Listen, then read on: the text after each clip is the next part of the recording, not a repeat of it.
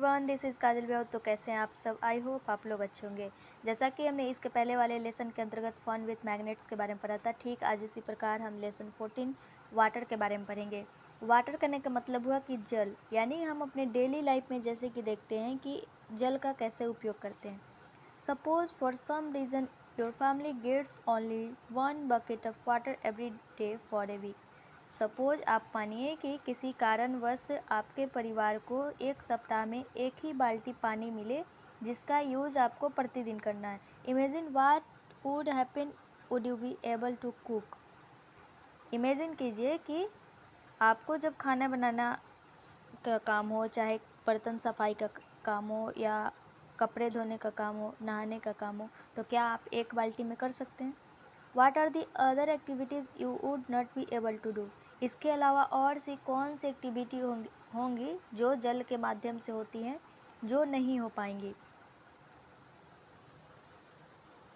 What would happen if we don't have easy access to water for a long period of time? यानी जब बहुत समय तक हमको पानी का प्राप्ति नहीं होगा तो क्या क्या हो सकता है? Apart from drinking, there are so many activities for which we use water. यानी अगर हम पानी पीने के अलावा और भी बहुत सारी एक्टिविटी देखें जहाँ पे जल का ज़रूरत पड़ता है, जैसे कि कपड़ा धोना है, बर्तन धोने का, नहाने का काम हो, तो सब में क्या होता है? पानी का यूज़ होता है। Do you have an idea about the quantity of water we use in a single day? क्या आपके पास कोई आइडिया है कि आप एक दिन में कितना पानी यूज़ कर पाते हैं? How much water do we use? हम दिन में कितना पानी यूज़ करते हैं? तो दिन में पानी यूज़ करने का यहाँ पे एक एक्टिविटी दिया गया है कि आप क्या कीजिए, एक आकलन कीजिए कि आपके परिवार के द्वारा जल का उपयोग कितना किया जाता है, चाहे वो तो पानी पीने में किया जाए या ब्रश करने में हो या नहाने में हो या बर्तन धोने को लेकर हो या टॉयलेट्स में यूज हो या फ्लोर को साफ़ करने में हो या इसके अलावा और भी जितनी भी एक्टिविटी है उसके थ्रू आप क्या कीजिए कि सारा आकलन कीजिए और लिखिए कि आप पानी का कितना यूज़ करते हैं। You may now get an idea of the amount of water needed by your village or town. इसके अलावा आप क्या कर सकते हैं? आकलन ये भी कर सकते हैं कि आपके शहर को एक वर्ष में या गांव में कितनी मात्रा में पानी की ज़रूरत होती है, यानी शहर के लोग कितना मात्रा में यूज़ करते हैं पानी का और गांव के लोग कितना मात्रा में यूज़ करते हैं। Bujo wonders whether people living in different region of our country get the same amount of water. बूझो ये सोच में पड़ा हुआ है कि डिफरेंट रीजन यानी जितने भी सजीव वर्ग से संबंधित हैं वो अलग अलग क्षेत्र से बिलोंग करते हैं, क्या सभी के द्वारा एक अमाउंट में ही वाटर का यूज़ किया जाता है? इस चीज़ के बारे में वो लेके चिंतित है। Are there reasons where people don't get adequate amount of water, how do they manage? कुछ ऐसे क्षेत्र होते हैं जहाँ पे लोगों को पर्याप्त मात्रा में पानी की प्राप्ति नहीं होती है, तो वो कैसे मैनेज करते हैं? You have listed A number of activities for which you use water. जैसा कि हमने इसके पहले वाले एक्टिविटी में देखा कि बहुत सारे हमने क्या क्या एक्टिविटी को लिखा कि जहाँ पे हम पानी के यूज़ करते हैं। Do you think our water requirement is limited to activities like this?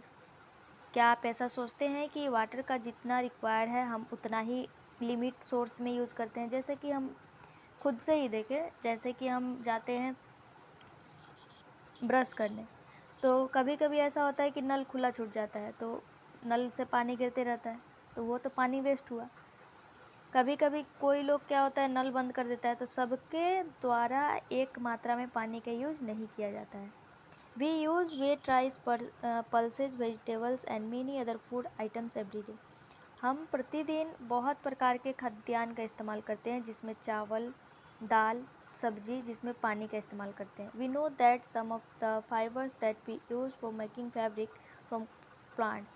फिर हम ये भी जानते हैं कि प्लांट के माध्यम से हमको रेशे की प्राप्ति होती है। फिर हमको जब कपड़ा बनाना होता है उसमें भी हम क्या करते हैं? पानी का यूज़ करते हैं। Can you think of some more uses of water? क्या आप इसके अलावा और भी वाटर का यूज़ बता सकते हैं? Water is used in industries for producing almost all the things that we use. यानी वाटर का यूज़ कहाँ किया जाता है? इंडस्ट्री यानी औद्योगिक यानी उद्योग क्षेत्र में।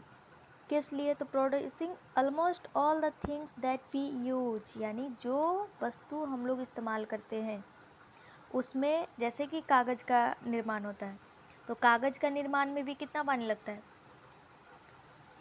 एक, अगर पेपर का बात करें तो 2 ग्लास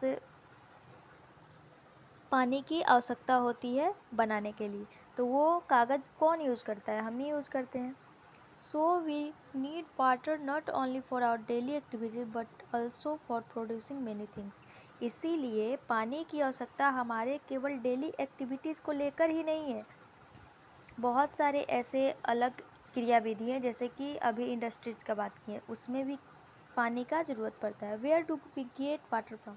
हम लोग पानी कहाँ से पाते हैं? यानी जल की प्राप्ति का अगर बात करें तो हमारे पास पानी का कहाँ से आता है, जिसका हम यूज़ करते हैं? कभी कभी रिवर, स्प्रिंग, पॉन्ड, वेल और hand pump. Some others might say we get water from taps. कोई कोई क्या बोल सकता है कि हमको पानी की प्राप्ति नल से होती है, तो नल में पानी कहाँ से आता है? वो भी किसी पाइप से कनेक्टेड रहता है। Have you ever wondered where water is in the taps comes from? यानी टेप में पानी कहाँ से आया? Water that we get from taps is also drawn from a lake और ए रिवर और ए वेल। यानी ये भी किससे ज्वाइन रहता है? कहीं कहीं झील से, कहीं कहीं नदी से, कहीं कहीं कुआं से।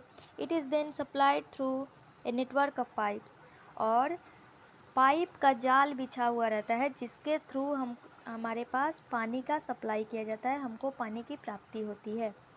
Each of us many be getting water into our homes in different ways, और सभी के पास पानी का अलग अलग तरीक़ों से पहुंचता है। यानी कोई कोई जैसे कि टैंक से आके भर के लेके गया, कोई जाता है वेल के पास, वहाँ से पानी भर के लेके आता है। But finally all of us get water from the same sources such as ponds, lakes, rivers and wells. लेकिन अगर सोर्स का बात किया जाए कि पानी का प्राप्ति कहाँ से होता है और हमारे पास कहाँ से आता है, तो उसमें सबसे कॉमन सोर्स क्या है? तो पोन्ड है यानी तालाब है, लेक्स यानी झील, रिवर यानी नदियाँ, वेल्स यानी कुएँ। We have discussed some of the sources of water. हमने क्या किया, यहाँ पे कुछ पानी के स्रोत का डिस्कस किया। Where does the water come from? अब तालाब में पानी कहाँ से आता है, नदी में पानी कहाँ से आता है? To fill this ponds, lakes, rivers and wells, यानी नदियाँ कैसे भर जाती है, हम कैसे सोचेंगे? अब इसके बारे में पढ़ेंगे। Do you know about 2/3 of the earth is covered with water? क्या आप ये जानते हैं कि पृथ्वी का 2/3 हिस्सा पानी से ढका हुआ है?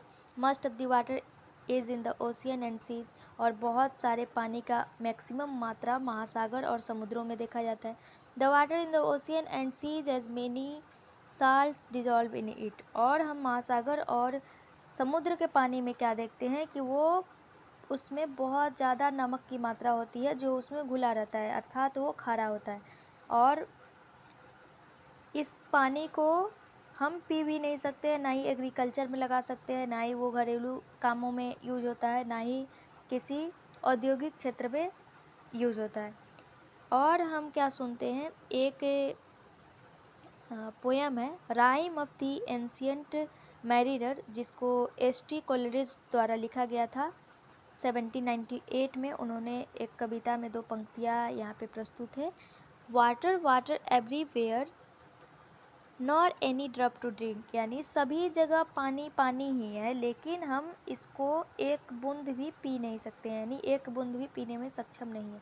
Here the poet has describe the plight of sailors on a ship lost in the ocean, यानी यहाँ पे वर्णन करने का कभी प्रयास किया है कि अगर कोई शिप लॉस्ट हो जाता है, यानी ओशियन में अगर नाविक जो है पानी पीने की कोशिश करता है, तो वहाँ पे नाविकों की दुर्दशा क्या होती है पानी की कमी के कारण, यानी अब समुद्री पानी तो खारा होता है तो पिएगा नहीं, तो इस स्थिति को वर्णन करने का प्रयास किया है। Yet oceans plays an important role in supplying the water that we use, यानी ओशियंस हमारे लिए एक इम्पोर्टेंट रोल निभाता है, किसके लिए? तो वाटर को सप्लाई करने के लिए जिसका हम यूज़ करते हैं। Do you find this surprising? क्या आप इससे को सुन के सरप्राइज हैं? After all the water that we use is not salty. लेकिन हम इसके बाद देखें, जो पानी हम यूज करते हैं वो क्या रहता है? साल्टी नहीं रहता है, यानी खारा नहीं रहता है, यानी नमकीन नहीं रहता है। Many of us live in places far away from the ocean. बहुत सारे पीपल महासागर से दूर रहते हैं। Does the water supply in this places also depend on the ocean? क्या वहाँ पे रहने वाले लोग ओशियंस के पानी के सप्लाई के थ्रू अपनी जीविका का निर्वाह करते हैं? How does the ocean water reach ponds? अब जो महासागर का पानी है नदी तालाबों के पास कैसे पहुंच जाता है? झीलों के पास कैसे पहुंच जाता है? रिवर्स के पास कैसे आ जाता है? कुओं में कैसे आ जाता है? विच सप्लाई अस वाटर, जिसके थ्रू हमको पानी मिलता है। How come the water from this sources is not सेलाइन any more? यानी जो हमको तालाब, झील और नदी और कुओं द्वारा पानी की प्राप्ति होती है, ये और ज़्यादा सेलाइन नहीं होती है, यानी खारा नहीं होती है। Disappearing trick of water. Disappearing trick of water कहने का मतलब हुआ कि जल का लुप्त होने का क्रिया। अब जल का लुप्त होने का क्रिया हम कैसे समझ सकते हैं? जैसे कि हम धूप में कपड़ा सुखाते हैं तो क्या होता है कि गीला कपड़ा रहता है वो ड्राई हो जाता है, तो वहाँ उसमें का पानी गायब हो जाता है। दूसरा, बारिश का मौसम में बारिश आता है, फिर हमारा छत पूरा गीला, अगर रोड वोड पे देखें तो सारा पानी वगैरह रहता है, लेकिन वो बाद में क्या होता है? ड्राई हो जाता है, तो उसमें जो उपस्थित पानी है वो कहाँ गायब हो जाता है? इसके माध्यम से ये समझाने का प्रयास किया गया है। The water evaporated and the salt was left behind. एक हमने इसके पहले वाले लेसन में प्रयोग किया था कि जैसे कि हम साल्ट और पानी को मिक्स करते हैं, लेकिन जब हम साल्ट को गर्म करते हैं तो साल्ट बच जाता है और पानी हट जाता है। तो पानी रिमूव हुआ तो पानी कहाँ डिसिपेयर हुआ? यानी उसका लुप्त होने का प्रक्रिया क्या था? This activity gives us the idea that on heating water changes into its vapour. तो हम क्या समझते हैं कि जब हम किसी द्रव अवस्था को गर्म करते हैं तो पानी क्या होता है? वाष्पित हो जाता है। We also realise from this activity that water vapour doesn't carry away with salt with it. यानी जलवाष्प के अंदर नमक की मात्रा नहीं होती है। Water vapour so form become a part of the air and can't usually be seen. Water vapours air का हिस्सा माना जाता है और क्या होता है? वो दिखाई नहीं देता है। We also found that heating is essential to convert water into its vapour. और हम ये भी समझते हैं कि ऊष्मा क्या है? एक आवश्यक तत्व के रूप में उपस्थित है, जो क्या करता है? वाटर को इसको वेपर के रूप में कन्वर्ट कर देता है। However we have seen that water changes into vapours also. और हम ये भी देखते हैं कि वाटर किस में चेंज हो गया? जलवाष्प में परिवर्तित हो गया। From the fields, roads, roof tops and other land areas. यानी जहाँ भी पानी की उपस्थिति हो, जैसे कि हम बोले कि बारिश हुआ, तो बारिश होता है तो एक जगह तो नहीं होता है, बहुत जगह होता है, तो सारा जगह पानी का क्या होता है? लुप्त होना। तो वो चीज़ बताने का प्रयास कर रहा है कि कैसे वाटर जलवाष्प में परिवर्तित होकर चेंज हो जाता है। एक्टिविटी 2 यहाँ पे दिया गया है कि आप क्या कीजिए, कुछ अमाउंट में पानी लीजिए और सूर्य के किरण के उपस्थिति में रख दीजिए, तो वो पानी डिसिपेयर हो जाएगा, तो आप उसको देख सकते हैं। Yes, during the day time all the air surrounding us gets heated. यानी डे टाइम में हम अगर बात करें तो परिवेश के चारों तरफ क्या होता है? हीट रहता है, जिसमें एयर उपस्थित रहता है। The warm air provides heat for evaporation of water in the shade. जो गर्म हवा रहती है वो क्या करती है? हीट प्रोवाइड करती है, जिसके थ्रू वाटर इवोपरेट हो जाता है, यानी वाष्पित हो जाता है छाया में रहते हुए भी। Thus evaporation take place from all open surface of water. और इस प्रकार इवोपरेशन की जो क्रिया होती है, यानी जल का वाष्प में परिवर्तन होने की जो क्रिया होती है, सारे वाटर सरफेस को क्या करती है? डिसिपियर करने का काम करती है। As a result water vapour get continuously added to air. और जो जलवाष्प है वो एयर में समाहित होता है, जैसे कि कोल्ड एयर बहना, यानी ठंडी ठंडी हवाएं चलना, तो कैसे पता चलता है कि ठंडा हवा है? तो उसमें थोड़ा नमी की मात्रा होती है। तो वो पानी कहाँ से आया? तो वही जो वाष्पित होता है वही एयर में क्या होता है, समाहित हो जाता है, जो हमारे पास रिटर्न होके आता है।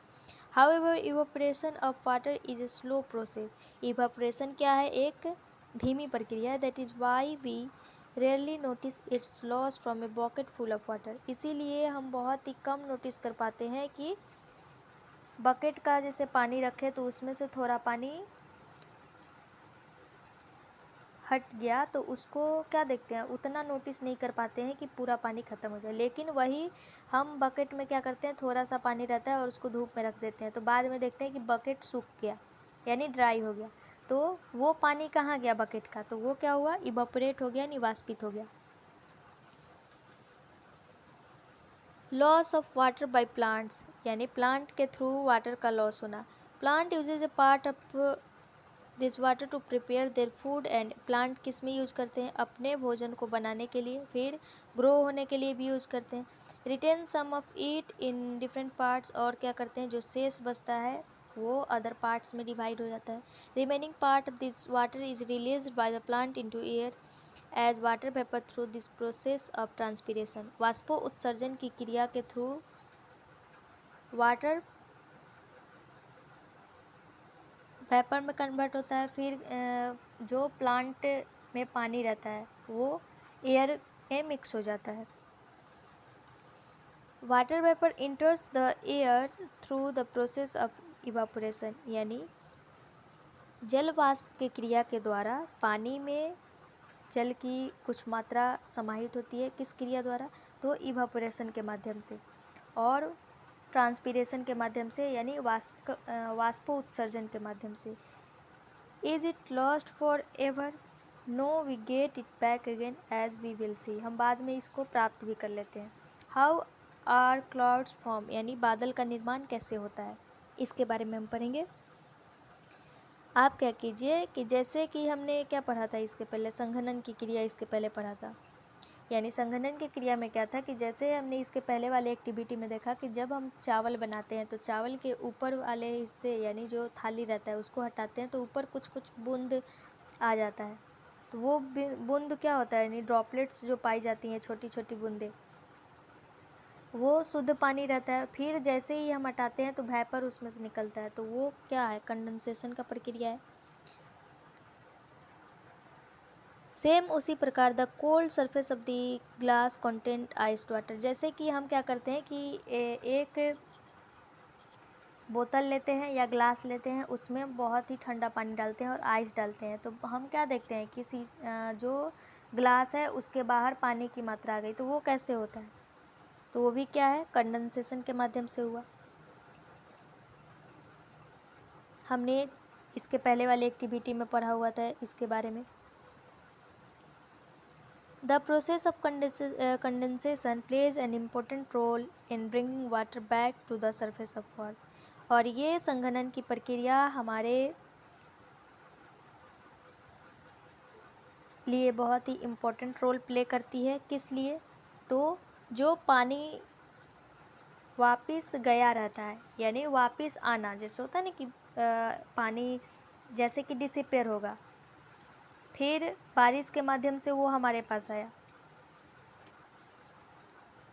जो पृथ्वी के सतह के लिए क्या होती है, इम्पोर्टेंट होती है।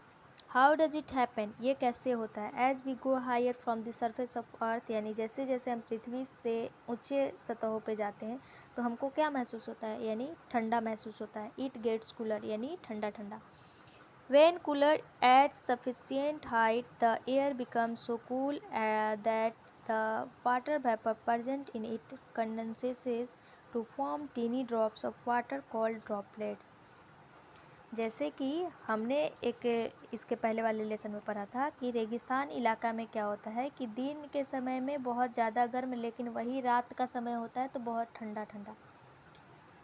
ठीक वही प्रोसेस है, जैसे जैसे हम पृथ्वी के उच्च सतहों पे जाते हैं तो वहाँ पे क्या होता है कि ठंडा ठंडा हमको महसूस होता है, और फिर बाद में जो एयर मूव होते रहता है हमारे चारों तरफ, वो भी हमको ठंडा ठंडा महसूस होता है।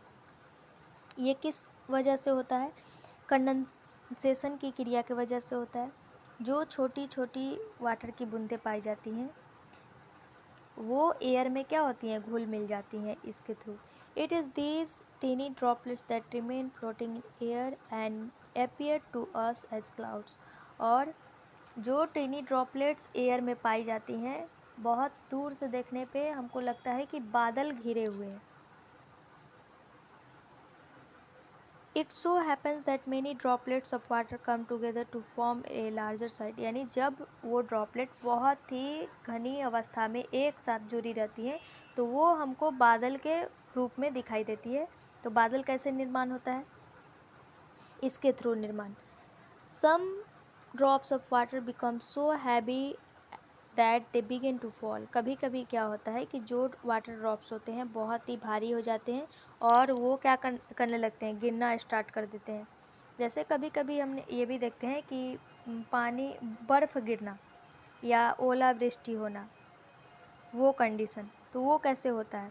या बारिश का स्थिति होना, तो बारिश से जब होता है तो आकाश से पानी कैसे गिरता है, तो वो जो एयर में पानी जो रहता है जो बहुत सारे समूह में इकट्ठा हो जाते हैं जो बादल के रूप में हमें दिखाई देते हैं, उसी के थ्रू रेन होता है। It may also fall as hail और स्नो। ये कभी कभी ओला के रूप में या बर्फ़ के रूप में भी गिरता हुआ दिखाई देता है। Thus water in the form of vapour goes into air by evaporation and transpiration. इस प्रकार जो वाटर है वो किस रूप में एयर में जाता है, तो इवापोरेशन के माध्यम से और ट्रांसपिरेशन के माध्यम से। Forms cloud and then comes back to the ground as rain. और क्या करता है, बादल का निर्माण करता है और हमारे ग्राउंड पे रिटर्न आता है किस रूप में, रैन के रूप में, हेल और स्नो या ओला के रूप में या बर्फ़ के रूप में। A back to the ocean. फिर हम ओशियन की तरफ आते हैं। What happens to the water that rain and snow bring to different region of earth. क्या होता है जब जब पानी बारिश के थ्रू हमारे पास आता है या बर्फ़ के थ्रू आता है अलग अलग क्षेत्र में, चाहे पृथ्वी का कोई भी क्षेत्र हो। Almost all land surface are above the level of oceans. यानी जो ओशियन का लेवल है, जितने भी लैंड होते हैं वो क्या है, ऊपर है। Most of the water that falls on the land as rain and snow sooner or later goes back to the ocean। और जितनी भी पानियाँ उधर पाई जाती हैं, जैसे लैंड पे हुआ यानी बारिश के माध्यम से या स्नो में हुआ, फिर जाके वो एक बार समुद्र में चली जाती हैं, महासागर में चली जाती हैं। ये बहुत तरीक़ों से होता है। Snow in the mountains melt into water. जो बर्फ़ के रूप में माउंटेन पे बर्फ़ आता है वो मेल्ट मतलब होता है घुल जाना, तो वो घुल के क्या होता है, पानी के रूप में महासागर में चला जाता है। This water flows down the mountains in the form of streams and reverse. और ये जो पानी है किस रूप में फ़्लो होता है, तो जल धारा के रूप में फ़्लो होता है, या हम इसको क्या बोल सकते हैं, नदी के रूप में फ़्लो होता है। जैसे कि गंगा नदी निकली, हम पढ़ते हैं ब्रह्मपुत्रा निकली या कावेरी निकली या सरस्वती निकली, तो वो नदी क्या होता है, यानी बर्फ़ के रूप में जो माउंटेन पे पानी रहता है वो मेल्ट होता है, फिर वो नदी के माध्यम से लैंड एरिया में प्रवाहित होता है। Some of the water that falls on land as rain. कभी कभी रैन के रूप में लैंड पे पानी आता है।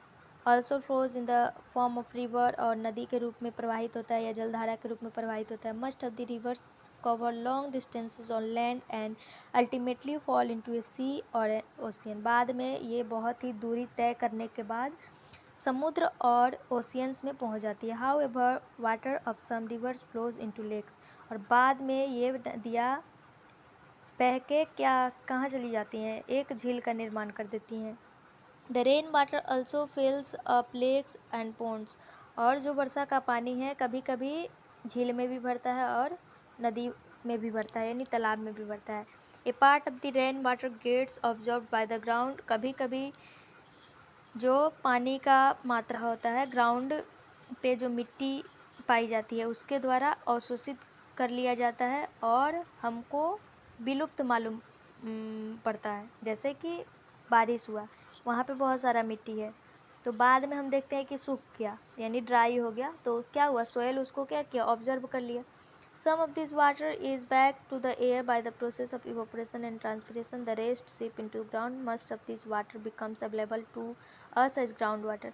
कभी कभी कुछ पानी का मात्रा ग्राउंड वाटर के रूप में उपस्थित रहता है। जैसे कि हम क्या करते हैं कि हैंड पंप लगाते हैं, तो हैंड पंप जब हम पाइप लगाते हैं तो उसके थ्रू पानी आता है, तो वो पानी कहाँ आता है, यानी जो पानी ग्राउंड वाटर के रूप में पहले से उपस्थित रहता है वही पानी हम क्या करते हैं, पीने के उपयोग में लाते हैं। Open wells are fed by ground water.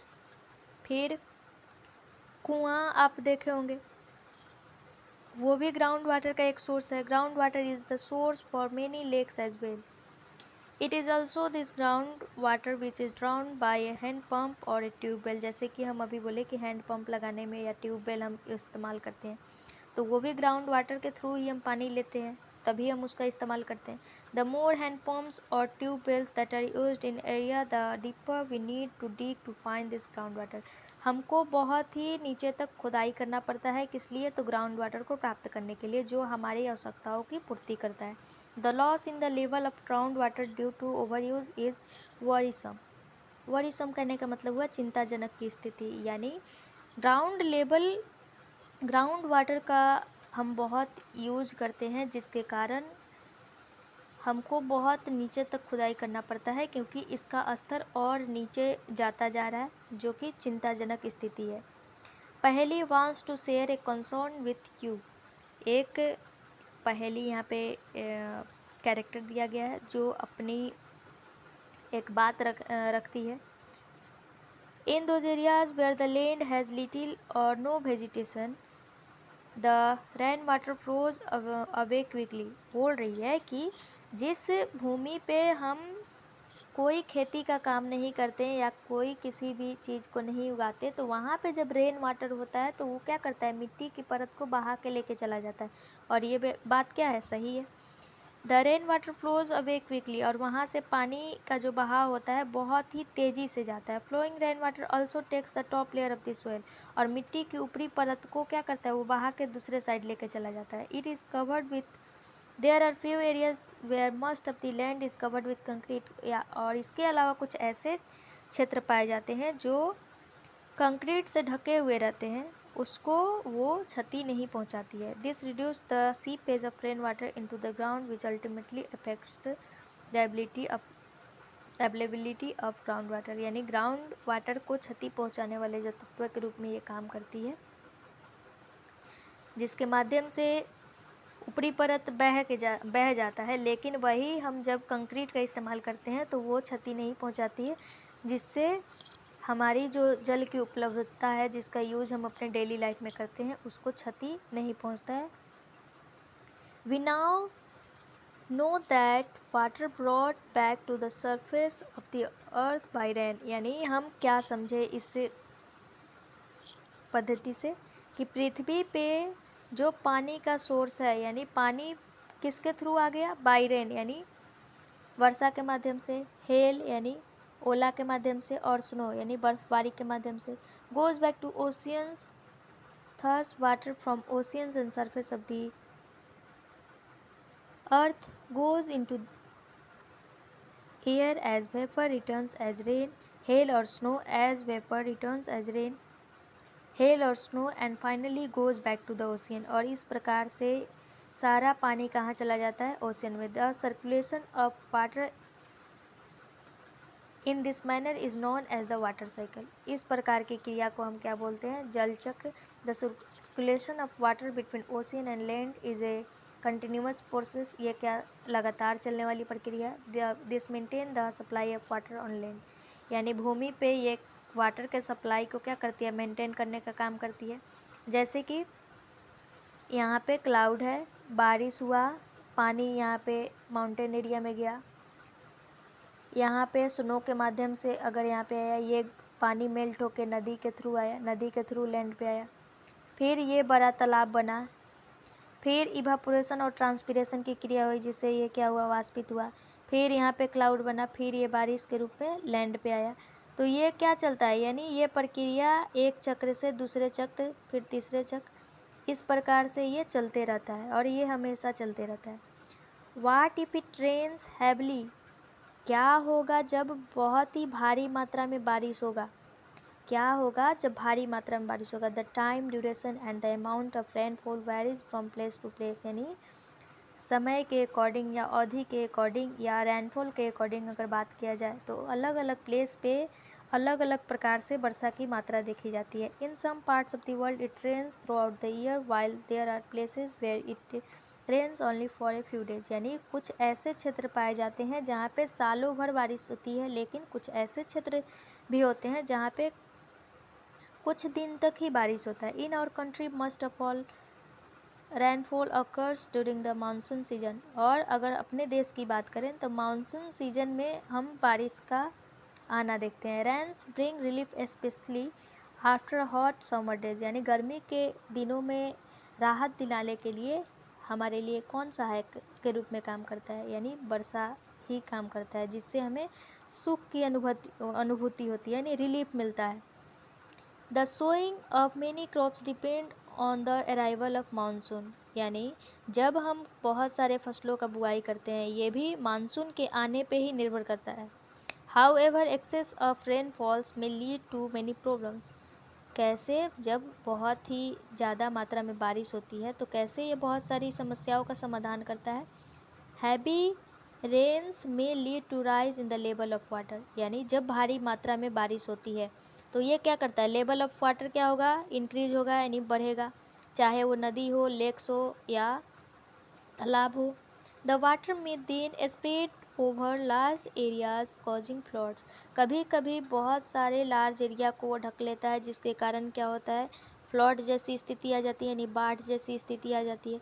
The crop fields forest villages and cities में गेट सबमर्ज्ड बाय वाटर, कभी कभी कुछ जंगल का क्षेत्र या गांव का क्षेत्र या शहर के कुछ भाग उस पानी के अंदर समाहित हो जाते हैं, यानी वो बहा के अपने साथ लेके चली जाती है। In our country flood cause extensive damage to crops, domestic animals, property and human life, हमारे देश में फ्लड एक बहुत ही चिंताजनक स्थिति है जो जिसके कारण क्या होता है, फसल की बर्बादी, घरेलू जानवरों को सुरक्षा प्रदान नहीं कर पाते हैं या संपत्ति का नुकसान या मानव क्षति। During floods the animal living in the water also get carried away with the water, यानी बाढ़ के समय में जो जानवर होते हैं, जो सजीव हैं, वो पानी के साथ बहते हुए दूसरे क्षेत्र में पहुंच जाते हैं, कभी कभी उनकी मृत्यु भी हो जाती है।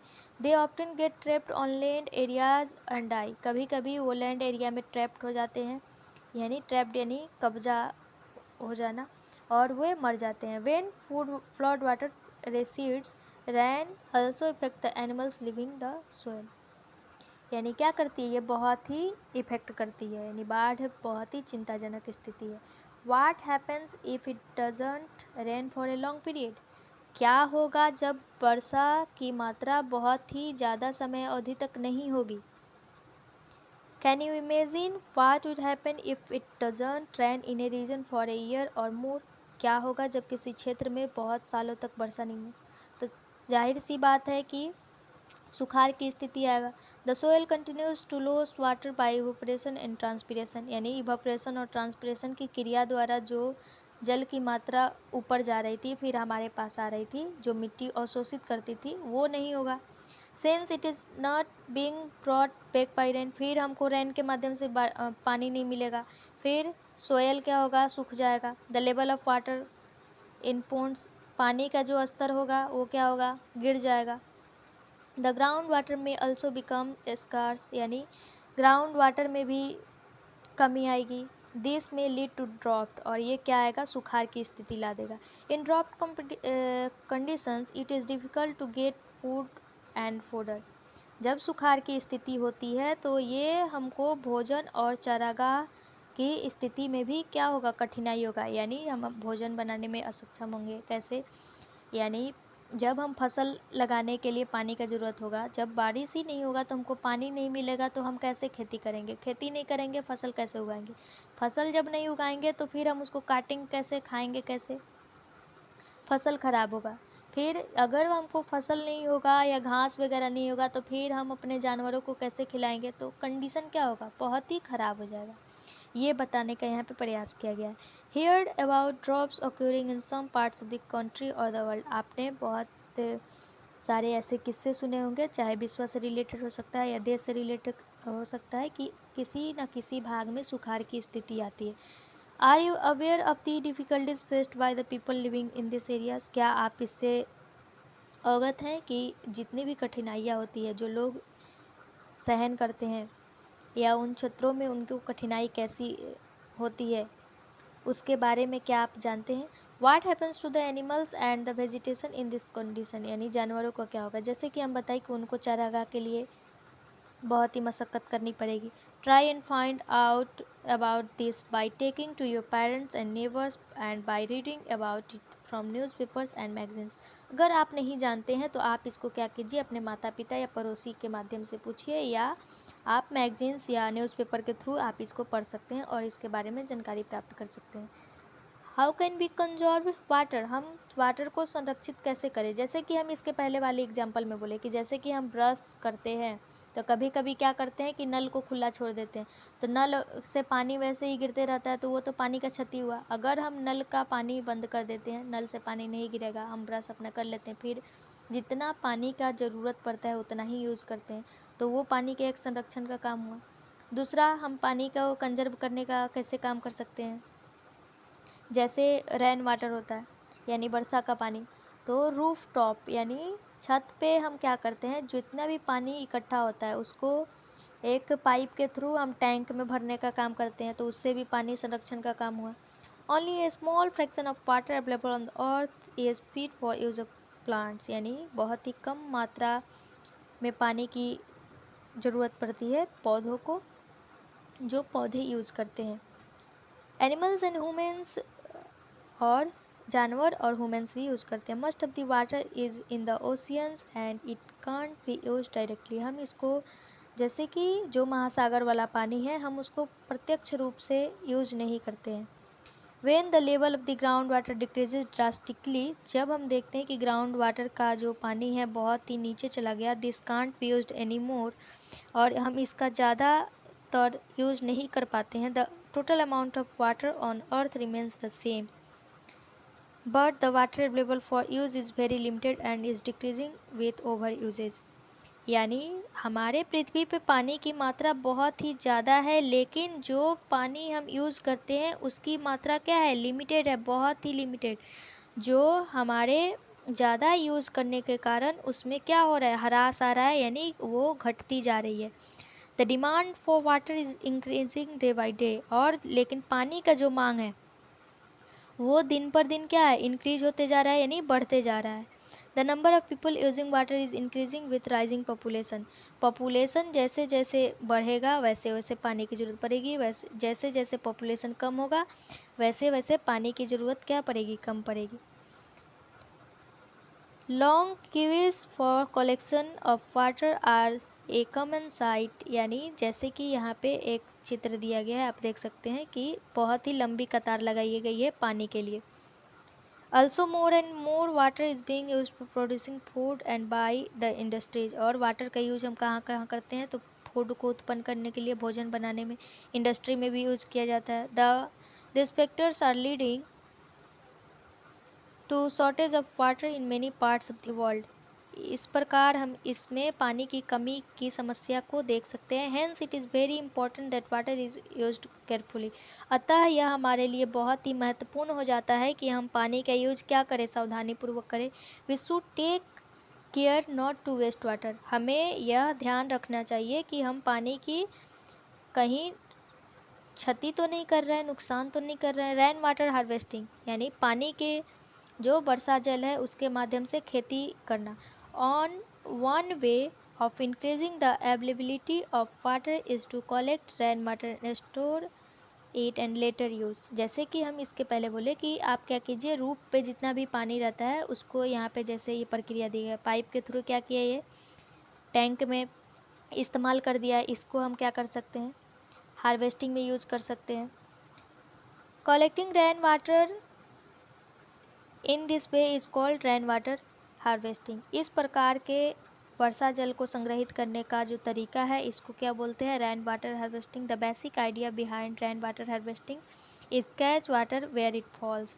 यानी इसका अगर बेसिक आइडिया देखें यानी सामान्य विचार देखें कि इसके पीछे इसका उद्देश्य क्या है, तो क्या है, यानी जहाँ पे पानी की प्राप्ति दिख रही है, जहाँ पे पानी का बहाव हो रहा है, आप उसको क्या कीजिए? पकड़िए, यानी उसको गिर रहा है उसको आप कैच कीजिए, यानी कैसे भी कंजर्व कीजिए, संरक्षित कीजिए, जिसका यूज आप अलग अलग कार्यों में कर सकते हैं। जैसे कि हम नॉर्मली देखते हैं कि जब बारिश का पानी आता है तो हम क्या करते हैं? बाल्टी रख देते हैं या जो भी हमारे पास यूटेंसिल्स होता है उसको रख देते हैं और देखते हैं कि पानी उसमें इकट्ठा हो रहा है। फिर उस पानी को हम क्या करते हैं? कपड़ा धोने में भी यूज कर सकते हैं। What happens to the rainwater that falls in places that are mostly covered with concrete roads and building? क्या होगा जब रेन वाटर वैसे स्थान पे गिरेगा जहाँ पे रोड पे कंक्रीट और बिल्डिंग्स है? It flows into the drains isn't it. यानी वो पानी कहाँ चला जाएगा? नाली के माध्यम से चला जाएगा, है कि नहीं? From there water goes to the river और लेक्स, और वही पानी रिवर और लेक्स में जाएगा, which could be far away, और वो हमसे दूर हो सकता है। A lot of effort will then be required to get this water back into our homes as the water didn't seep into the ground. और हम बहुत सारे इफ़ोर्ट के बाद क्या करते हैं? उस पानी को चाहते हैं कि वो हमारे पास आ जाए। Here two techniques of rain water harvesting are discussed. यहाँ पे दो टेक्निक दिया गया है, दो तरीका दिया गया है जिसके माध्यम से हम क्या करते हैं? वर्षा जल को संग्रहित करके हार्वेस्टिंग में यूज कर सकते हैं। Roof top rain water harvesting, जो कि ये सिस्टम है जो हम बता चुके हैं। एक दूसरा है, another option is to allow water to go into the ground directly from the roadside drain that collect rainwater। और जो सड़क के किनारे नालियों में जो पानी इकट्ठा होती है उसको भी संग्रहित करने का काम किया जा सकता है। यहाँ पे हमने कीवर्ड्स में क्या क्या पढ़ा? तो क्लाउड्स के बारे में कि क्लाउड का निर्माण कैसे होता है, कंडेंसेशन यानी संघनन, ड्रॉफ्ट यानी सुखाड़, इवापोरेशन यानी वाष्पन की क्रिया, फ्लड यानी बाढ़, ग्राउंड वाटर यानी भूमिगत जल, हेल ओला आना, ओशियन यानी महासागर, रेन वाटर हार्वेस्टिंग, स्नो यानी बर्फ, वाटर वेपर जलवाष्प, और जल चक्र के बारे में पढ़ा। तो कैसा लगा आपको सेशन ज़रूर बताइएगा। और यहाँ पे कुछ क्वेश्चन दिया गया है और समरी दिया गया है, बनाने का प्रयास कीजिएगा और कोई भी इशू आए तो ज़रूर पूछिएगा। और आपको सेशन कैसा लगा आप इसके बारे में कमेंट कीजिएगा, ताकि अगर इसमें कोई भी त्रुटि हो तो मैं इसको और सुधार करूं। और अगर आपको वीडियो पसंद आए तो लाइक, कमेंट, शेयर और सब्सक्राइब ज़रूर कीजिए। So thank you so much.